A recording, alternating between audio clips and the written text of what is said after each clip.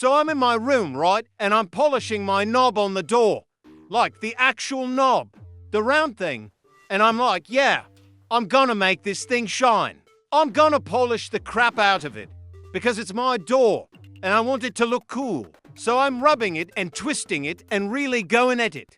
Because it's all dull and sticky and dumb. And I'm like, come on, get shiny, do IT. And the knob is being all stubborn. Like it doesn't want to cooperate. And that makes me mad.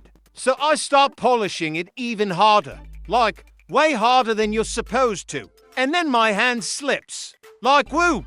I go flying forward like an idiot. Slam straight into the door. And the whole thing just busts open like it's made of cardboard.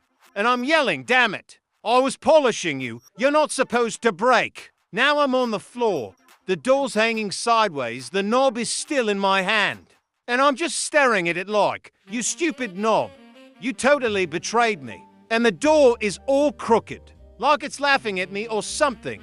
So yeah, I slipped while polishing my knob. And I broke the door. But whatever, I'm still awesome.